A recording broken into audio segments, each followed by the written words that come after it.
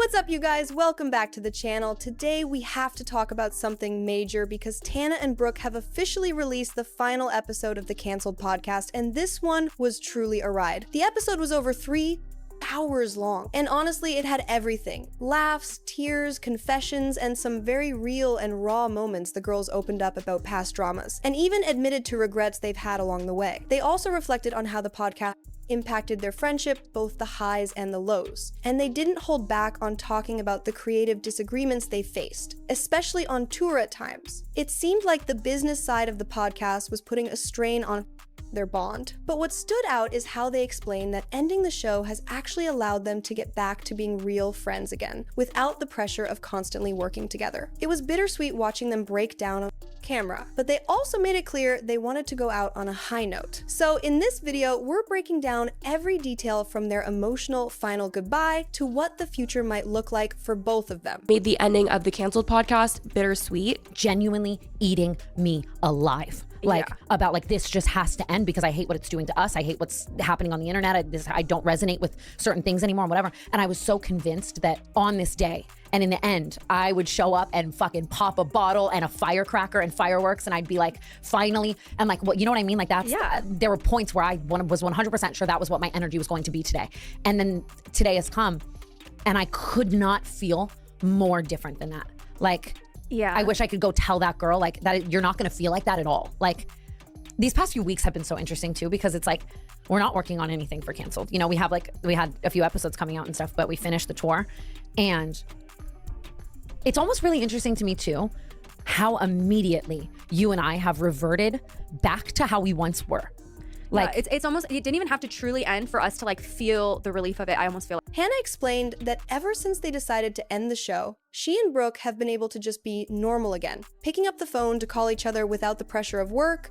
And it's been reassuring to know that ending the podcast was the right choice to bring their friendship back to such a good place. And it's been nice to know that they were right to end the show to get their friendship on these good terms again. And like, we're calling each other and we're having these like 5-hour calls, and you're touring houses and we're going together and we're skipping around, and we're like, I don't know how to explain that, just all of the strife and everything. Like, it's like, it almost like didn't happen.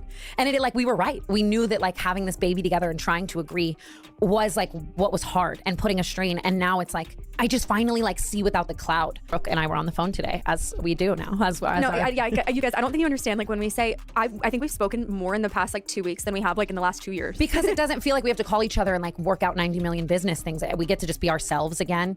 And I don't know, it just like, it's very nice. But they shared that leaving the podcast feels like walking out of the casino while you're still winning. And as the emotions hit, Tana admitted she will never delete the episodes because there's something special to look back on, which was a relief to fans who worried, after she hinted in a past episode about what she might do with this YouTube channel moving forward. As for what's next, it seems both girls have plans to create their own individual shows. And Tana says she's excited for this new chapter where they can respect each other's creativity, do their own thing, and still appear on each other's projects.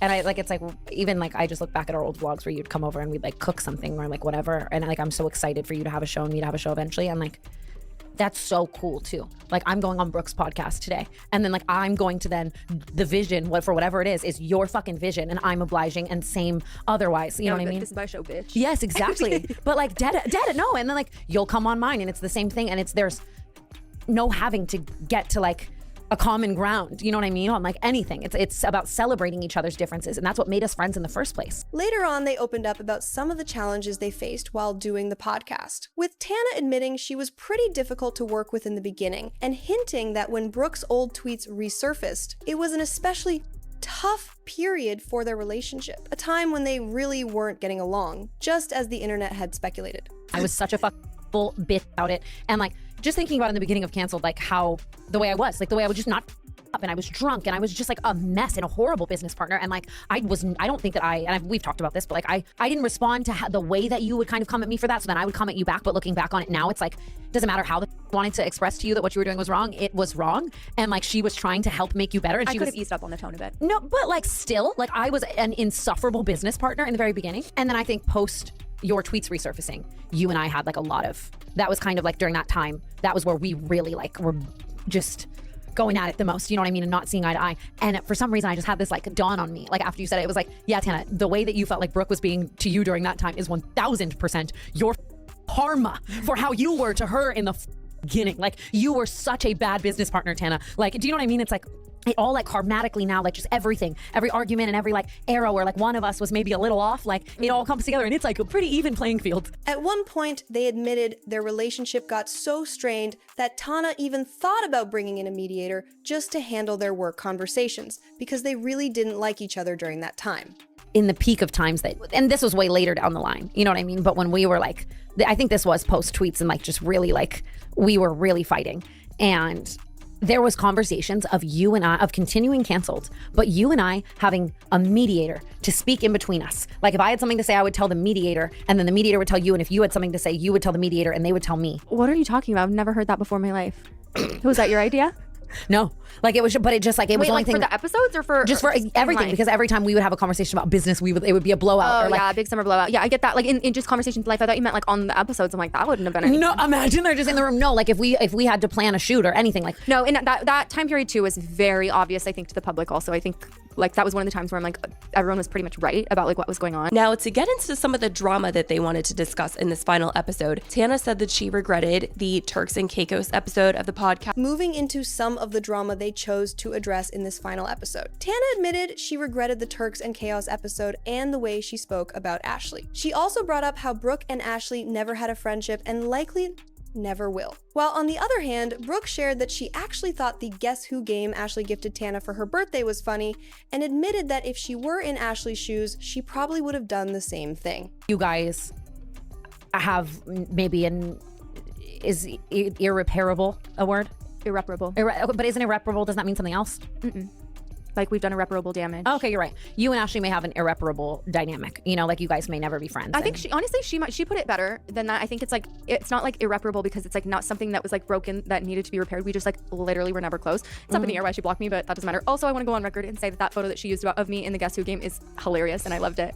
If full transparency, if the roles were reversed, she would have had a bigger head than that. I love that everyone can kind of just laugh at that and it wasn't that big of a deal. When it came to regrets, Brooke admitted she wished she hadn't told the recent boat story on Cancelled, where she explained that she hired BB as her assistant on tour and wanted to rent a boat, but it never happened. And while it seemed like a simple miscommunication, the way she told it made it look like BB dropped the ball, and BB even defended herself in TikTok comments after the clip went around. Not long after that, their friendship ended, though it's unclear exactly why, and with Brooke now saying she regrets sharing the story, it's possible that played a part. On you want to vent, and like even if you tell a story sometimes in like the most lighthearted way, you don't understand that people are gonna interpret it however they're gonna interpret it and like run pretty far with it. I've just experienced it with Boatgate, and like I shouldn't have told that story because like as funny and lighthearted as I thought it was, it didn't turn out to be that way. And I regret that. Like there's been a lot of things like that where I'm like, did you really, like, was it really worth the story? Regarding her friendship with BB, it seemed like Brooke didn't want to dive into any more of the drama,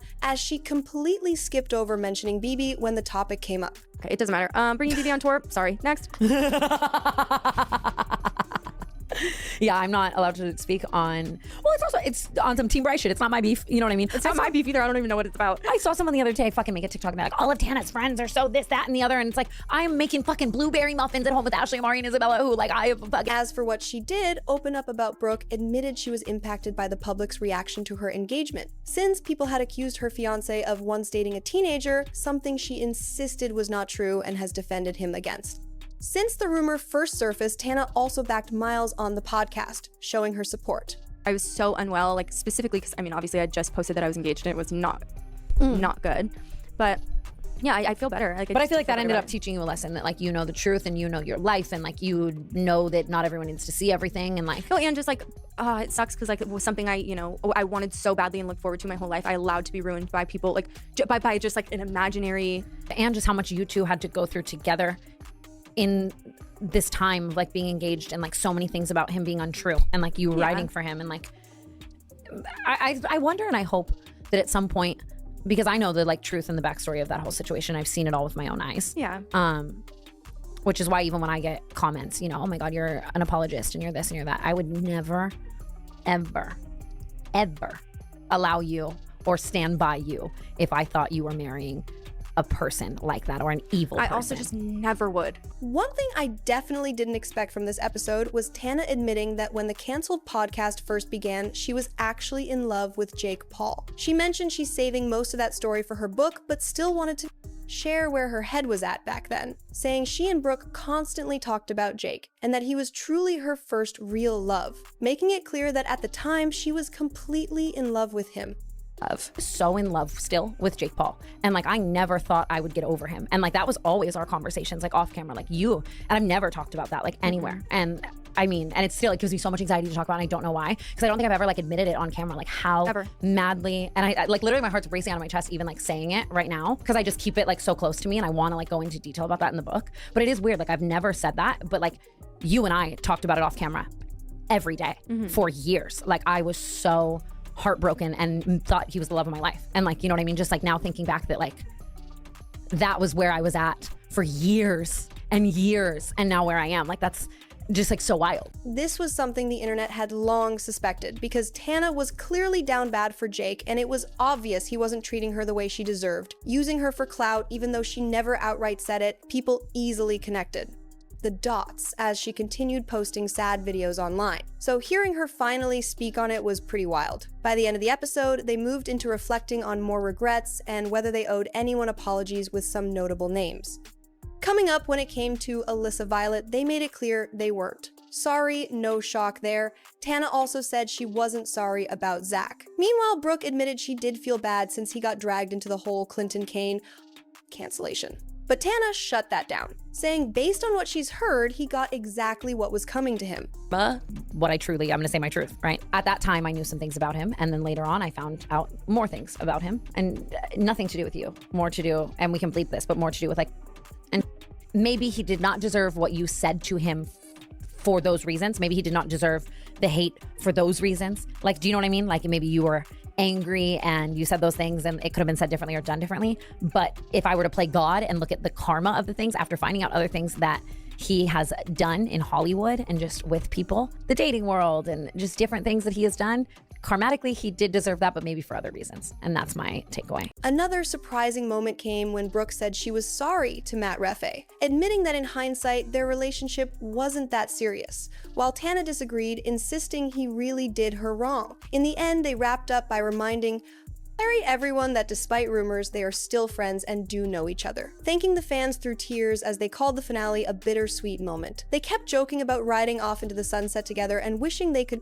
tell their episode 1 selves how everything would turn out. It didn't exactly feel like a chapter fully closed, since the door seemed a little open for the future. But for now, this was officially the last episode of the canceled podcast. I'm curious what you guys think about all of this. Let me know your thoughts down below. I love you so much, and I'll see you in the next video. Bye.